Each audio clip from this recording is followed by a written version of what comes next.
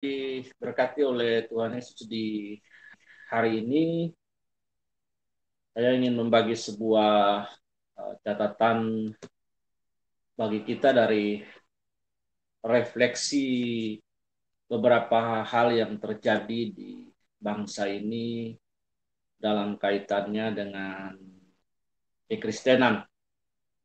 Nah, sahabat yang diberkati oleh Tuhan, saya tergelitik dengan catatan yang disampaikan oleh seorang Dahlan Iskan yang menulis tentang beberapa pendeta yang meninggal yang kebetulan ada di Surabaya, di kota di mana Dahlan Iskan tinggal. Kita semua tentu mengetahui latar belakang seorang Dahlan Iskan, dan kita mengetahui bahwa dia adalah salah satu CEO dari Jawa Pos dan guru pemilik pendiri Jawa Pos.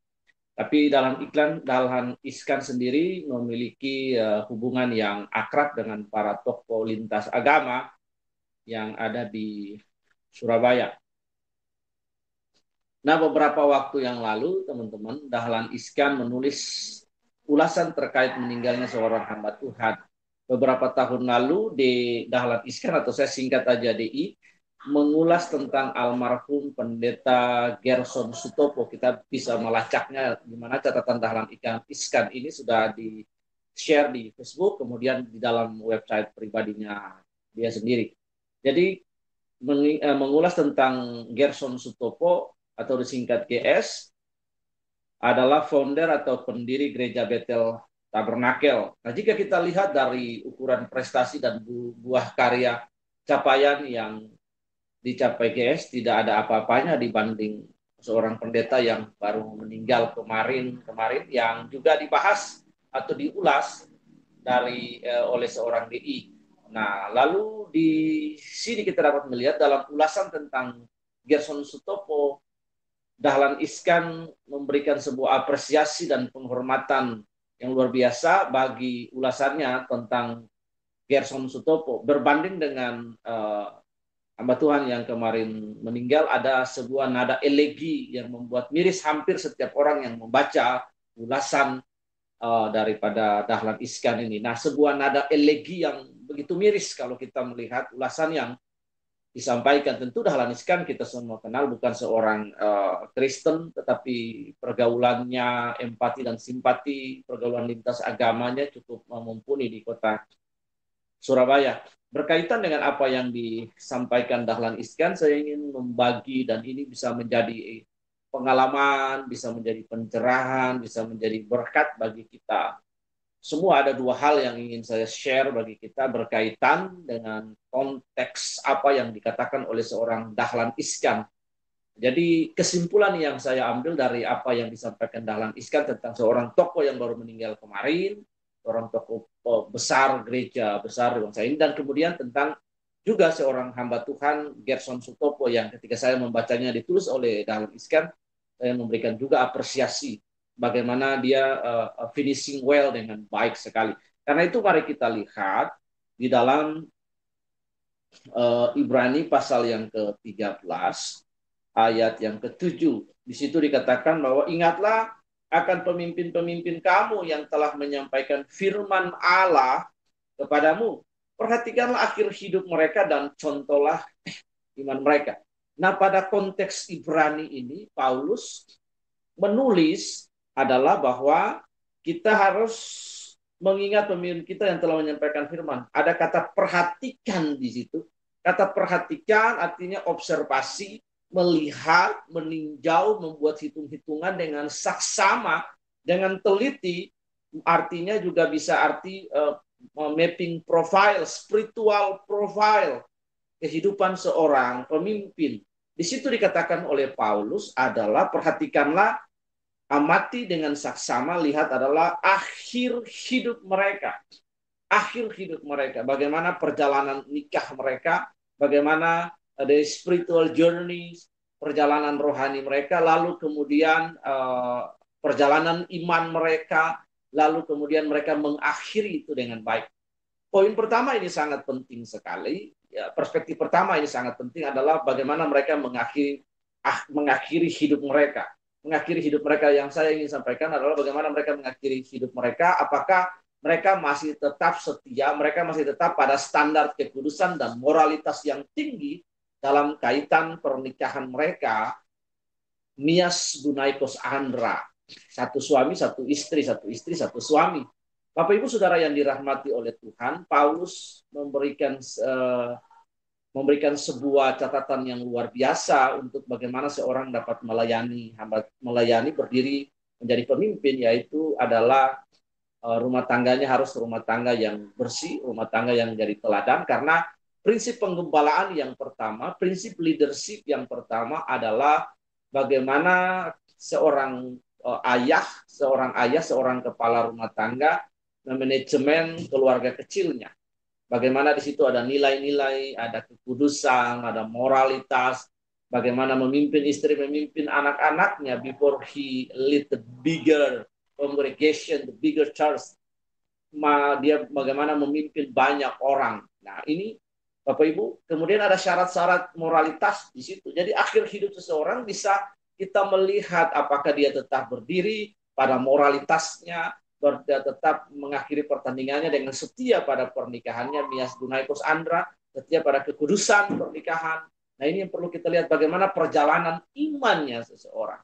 Di dalam pertama Korintus pasal yang kedua Korintus, surat Korintus pasal yang kedua, pasal yang kelima ayat yang ke-10, bahwa semua kita akan mengakhiri pertandingan menghadap tahta pengadilan Kristus dan mempertanggungjawabkan semua baik yang buruk yang jahat di hadapan tahta pengadilan Kristus. Kembali lagi kita lihat.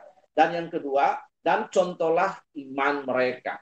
Setelah mereka meninggal, akhir hidup mereka, pernikahan mereka, moralitas mereka, buah pelayanan mereka, baru di situ kita dapat mencontoh. Kita dapat mengambil hal-hal yang baik, mengambil teladan tupos perjalanan spiritual mereka, moralitas mereka, kehidupan buah pernikahan mereka, dapat kita ambil di situ untuk menjadi teladan dan menjadi contoh yang dapat kita aplikasikan dalam hidup berdasarkan konteks sederhana, pengertian sederhana kebenaran praktis dari Ibrani pasal yang ke-13 ayat yang ke-7. Nah, berkaitan dengan hal itu Bapak Ibu Saudara yang dirahmati oleh kasih karunia, kita dapat melihat juga di dalam Efesus pasal yang ke-6 ayat yang ke-10. Di situ digunakan sebuah kalimat kata yang bagus dari bahasa Greka, loipon en dunamos. Di situ finally atau akhirnya.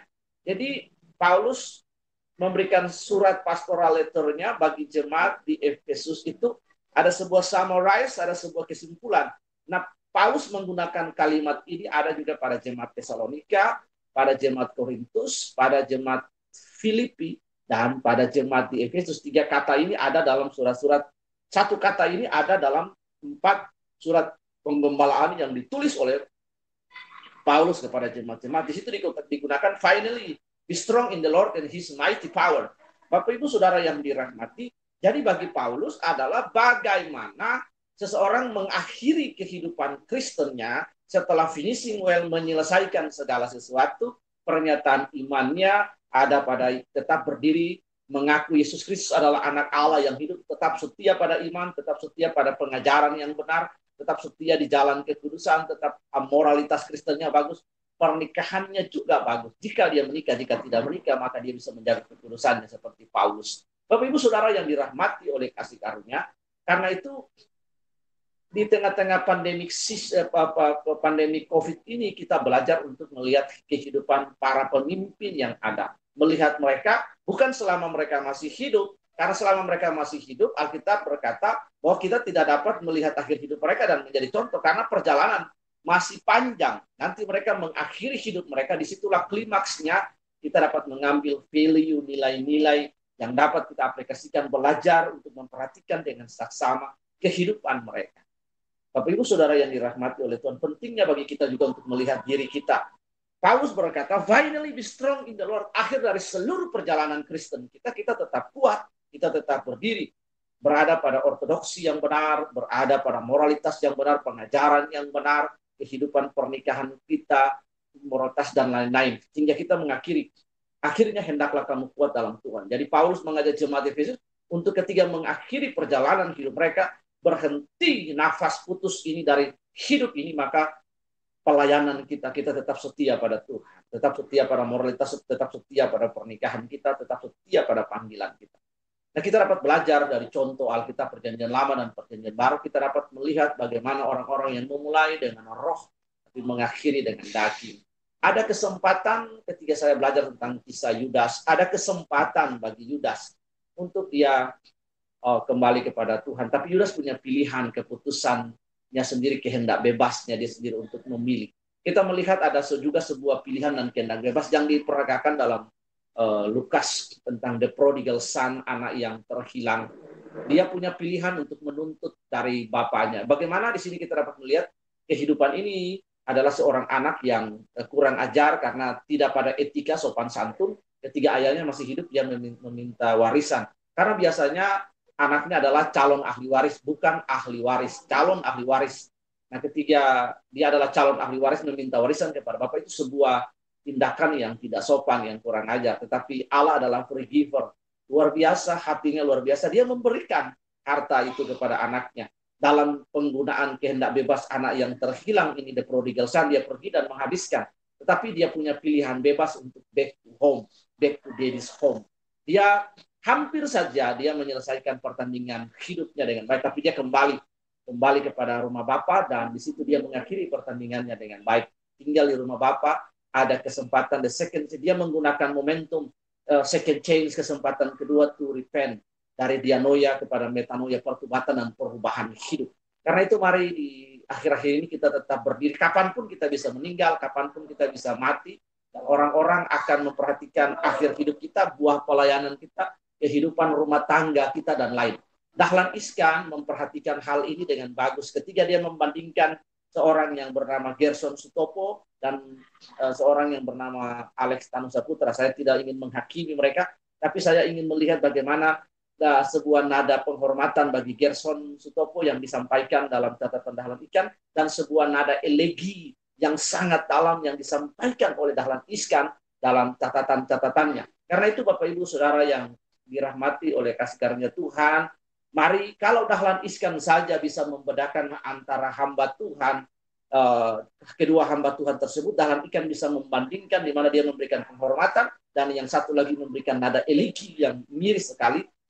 Dia seorang yang tidak mengenal, bukan seorang Kristen, tapi dia bisa memberikan penilaian. Karena itu apalagi kita. Mari kita belajar menjadi contoh bagi kita, supaya kita dapat hidup dan menjadi teladan. Kita dapat mengakhiri, finishing well hidup kita, ending well, finishing well dengan baik. Kita tetap kuat, kita tetap berdiri di dalam Tuhan. Tuhan Yesus memberkati. Shalom.